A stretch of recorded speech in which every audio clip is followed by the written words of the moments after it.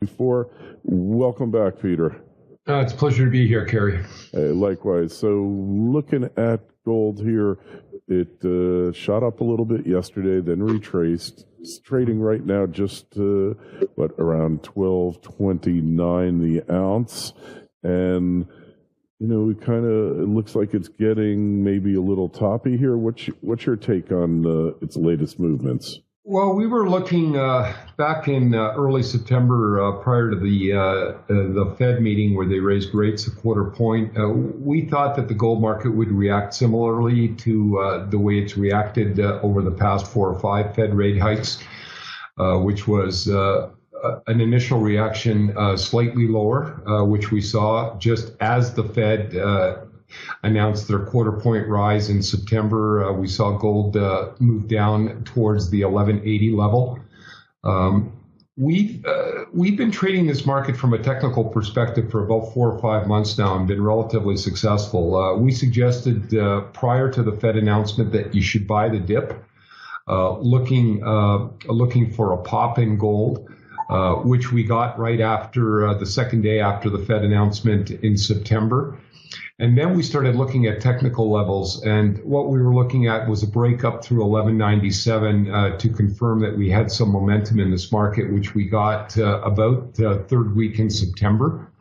And we remain constructive this market, again, from a technical perspective, as long as gold can hold the 1220 level, which we believe it will. We also believe we've seen the lows for 2018 back in late August, early September. So we're constructive this market for a number of reasons. One, just looking at not so much the weakness in the equity market, but just the turbulence in the equity market, we believe might cause the Fed to be a bit more careful about their rate movements in 2019. We think it's conceivable that they will move again in December. But that might also depend very much on the midterm elections, which most people are ignoring. If the Democrats pick up 4 or 5 seats, then you're going to have basically a lame duck presidency for the next 2 years, which could also hurt the stock market.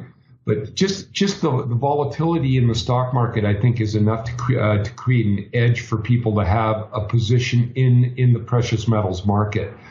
So that's one factor that I think is boding well in the short term for gold.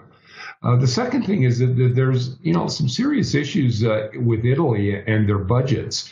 They made a proposal last night to the EU, which was rejected. So there is some possibilities that there could be some financial stress in the European system developing. You still have the Brexit issue that has not been resolved. You also have the geopolitical risks of North Korea, Iran. Those things have not gone away, and now you add the Saudi sort of debacle into the mix from a geopolitical perspective in the Middle East. So you have all these factors sort of coming together in a context where the Fed may not be as aggressive in 2019, which should be negative for the dollar, which gives us a constructive view of the gold market over the short term. By short term, I mean between now and, say, early spring 2019. We're constructive this market. So when we look at higher rates, generally that means an increase in bank lending, which eventually, within year and a half, leads to higher consumer prices. I hesitate to say inflation because there's different definitions, but higher consumer prices, higher gold prices. Do you think we're going to see anything like that now, Peter? Well, if you look at what Trump is doing with China, about 80% of the retail goods that are sold in the United States are manufactured in China. So he's proposing that as of January 1st, the tariffs are going to move from 10% to 25%.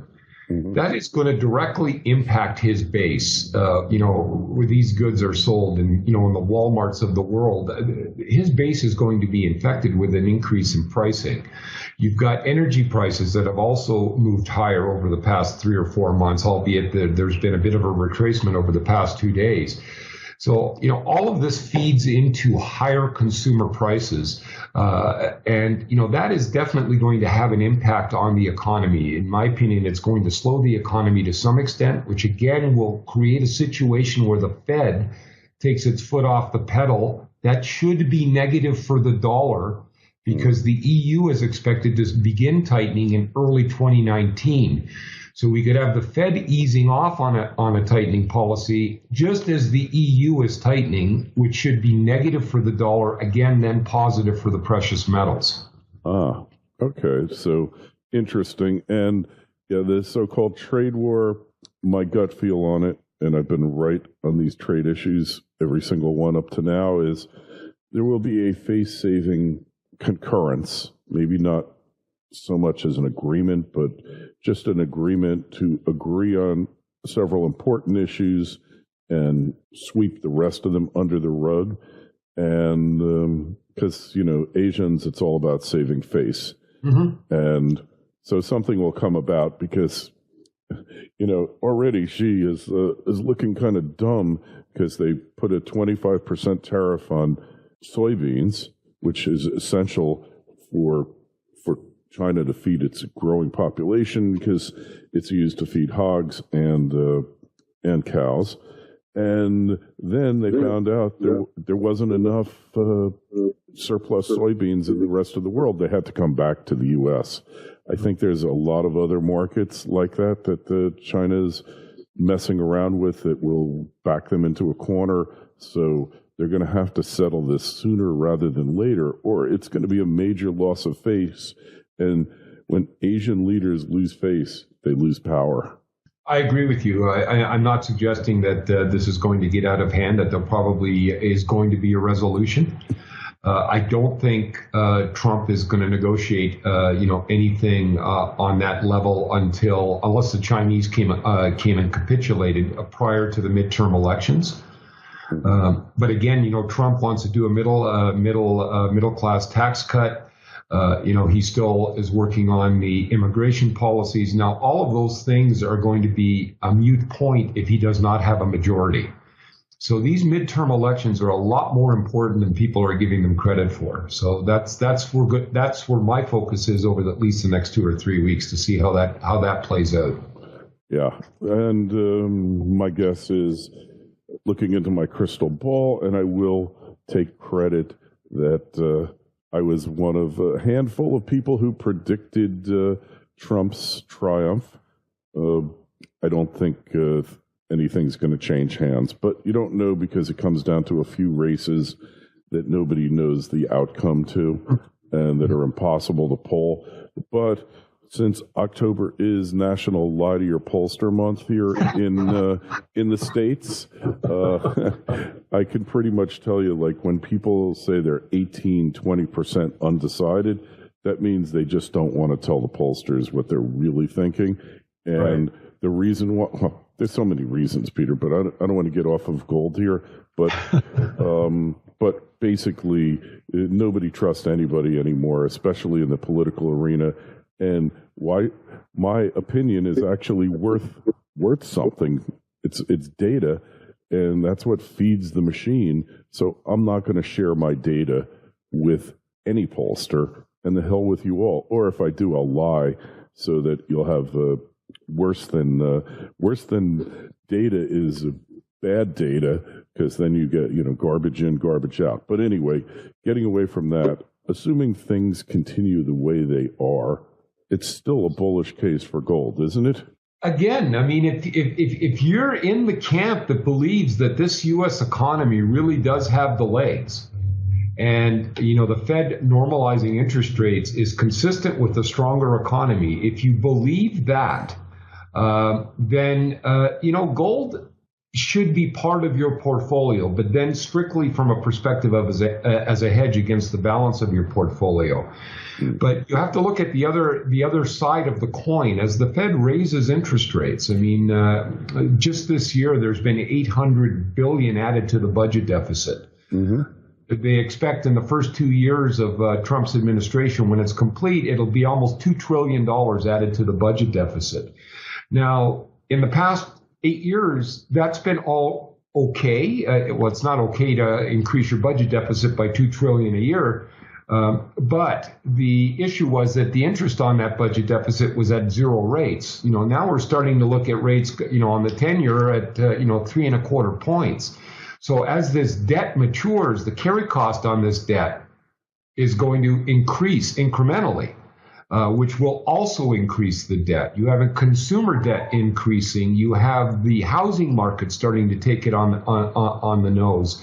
All of that indicates to me that this economy is precarious at best going forward. And in that context, I would argue that it is more likely that the Fed will be less aggressive in 2019 than is currently priced into the market. And on that basis, I continue to be constructive of the gold market. Hey, and, we're not even talking about Illinois, Kentucky. These states are going bust. They're not going to be able to pay for your retiree health care, the retiree health, and not to mention the pensions. The pensions in these states are bust. New Jersey, pensions bust. And we're kind of reaching a day of reckoning here, and nobody's addressing these issues besides what you talk about with the debt. So even if we assume that the deficit doesn't matter, right? Even if we were to believe that, certainly a couple million pensioners taking big hits in Illinois, Kentucky, and New Jersey, which is just a few years down the road, certainly that's something major, isn't it?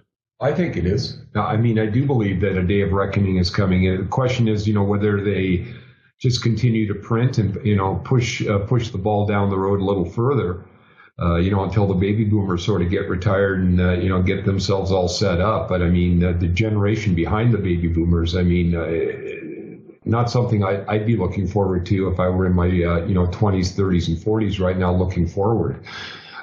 So it's conceivable. Again, nobody has the political will to push the retirement age from 65 to 70 before you get Social Security, just to mitigate some of the damage in the funding risks that the government has. Nobody has the political will to do that. So they're just going to keep spending. And eventually that is going to debase the dollar substantially. And you're going to have a run on the dollar. And that'll be the next sort of major bullish upcycle in gold, whether it takes out 1900, which I think is highly likely. I don't think it's an immediate thing, but I do think it's coming, and I think it'll be with us within the next 2 or 3 years. I think we're going to be in a situation where the gold price right now is going to look extremely cheap. Yeah, at some point, all these things are going to converge, right? It's amazing that it hasn't already, that they've been able to kick the can down the road. And this is all of Western civilization. Every Western country is facing a similar dilemma, a similar situation where there's not going to be any easy way out, where you're going to basically have to say no to millions of people, where you're going to have to basically go back on your promises to millions of people. And that's going to be bad, not just for currencies, but for world stability as well. Well, you're seeing that in the various elections, especially in Europe. You're seeing these right-wing parties are taking more and more power and more control. The populist movements in Europe are growing. Similar to what they looked like in the 30s. Again, I'm not suggesting that we're looking at a 30s type of scenario from a leadership perspective in Europe, but the populist movement in Europe is growing again exponentially. And you're going to start to see some of that pushback in North America coming soon. So from a social perspective, yeah, I do have some serious concerns about what the social fabric is going to look like over the next 3 to 5 years. Yeah, and all of that paints a real negative picture for the status quo, and is probably favorable towards gold. So, the question is, when do you jump in? And is it now? Do you do a program over time? Or what about the concept of paper, buying mining stocks, paper gold? Where do you come down on all that? Well, again, it really depends on your confidence in the system. There's a relatively large segment of investors that don't trust the system at all, and in that context, their only option really is to buy physical gold. If I were buying physical gold, I would buy something that is liquid, but also not liquid only from a domestic perspective, but liquid from an international perspective. And I'm not touting the Royal Canadian Mint Gold Maple Leaf over the American Eagle, but I just wanted to just give you just sort of a basic understanding. An American Gold Eagle is 1 ounce of gold, but it's also a 22 karat coin. It's not 4/9 pure like the Buffalo or the Royal Canadian Mint Maple Leaf is. And the reason I prefer the 4/9 coins, whether it's the Buffalo or the RCM Maple, is that from a perspective of international liquidity, it's a much better investment than the American Eagle. And I'll tell you why. In Canada, American Eagles, because they're 22 karat gold, same as the Krugerrand, they are a taxable item from a perspective of people buying that product. So dealers are not aggressively bidding for that product when clients are selling them. So you don't have the same liquidity in Canada on an Eagle that you would on a Buffalo or on a Maple Leaf. Also, the Chinese, well, you cannot give the Chinese a gold Eagle because they are not interested in a 22 karat coin. They want a 4/9 gold coin. So they gravitate towards the Maple Leaf, the Australian Kangaroo, the British Britannica, and the Buffalo. They tend to go for 4/9 gold coins. Right. So if you're going to buy a gold coin, first of all, the 4/9 gold coins are cheaper than the Eagle. The Eagle trades at an acquisition cost of 3%, which is about $36 at today's market, whereas the Maple Leaf is at an acquisition cost of about $20. So you can enter the market cheaper, and you also have a coin that has international liquidity, which may be viable if somewhere down the road you decide that I've had enough, I need to leave, and you want to take something that's portable but is also not discounted in the international markets. So in that context, I would for people that are thinking that way, that don't trust the system, if you're going to buy coins, that would be my advice there. If you are still relatively comfortable with the position and you're looking at buying gold as a hedge in your portfolio and you don't have an issue with buying it in the form of a mining stock, I would suggest that investors consider the streaming producers such as Wheaton Gold and Franco-Nevada that have interests in a variety of properties, and they get royalties on all these properties. So you're getting a dividend, you're getting extremely good management, and you're getting mining stocks that are a much purer play relative to the price of the underlying asset. Now, you can hit home runs in the junior mining sector, but you're really taking a big risk there. My rule of thumb is you buy 10 juniors, you can expect 8 of them to go bankrupt, and maybe you'll get a home run on 2 of them. Because most of these, I tend to stay away from juniors unless they're producing, they're actual producing and bringing gold out of the ground. Because all they're doing is they're basically raising money. They're saying, well, we're next to a great gold discovery. We're going to do this. But it takes millions and millions of dollars before you get into production. So these companies tend to dilute their shares by issuing more share capital to raise more money. Management tends to be more cowboyish, not mature, mature metals CEOs. So that is strictly speculation. I'm not saying that some of them aren't going to make you a lot of money, but again, it's really a hit and miss on those. So if you're going to be in the equity space, I would recommend you look at the streaming mine producers such as a Wheaton Gold or a Franco-Nevada. Yeah, and I have to disclose up front that Sandstorm Gold Royalty is a sponsor of this show. But it is a company that I really like. I mean, the streamers, without the ones that are unladen with a lot of debt, which is the top 4 or so, really, it seems like it's impossible to go wrong on them, Peter. Yeah, I like them because, first of all, I'm constructive the market, but secondly, I like the management.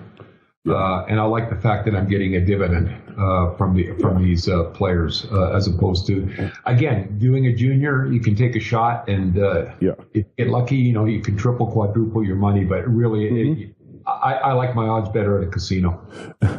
Yeah. Well, sometimes that's true. Hey, Vancouver, it's the boulevard of broken dreams there, and really. But the streaming companies, they really have figured out how to get all the benefits of mining with none of the risks, or very few of them. And the ones that have really executed it well have become multi-billion-dollar players and continue to grow. So I go with you there. Low-risk way to do it. You might not participate as much on the upside as some of these juniors. But it takes a little bit of the cyclicality out of that sector when you're dealing with the streaming companies. Hey, well, that's it for now. Peter, we're really happy checked in with you and given us your up-to-date view on the markets here.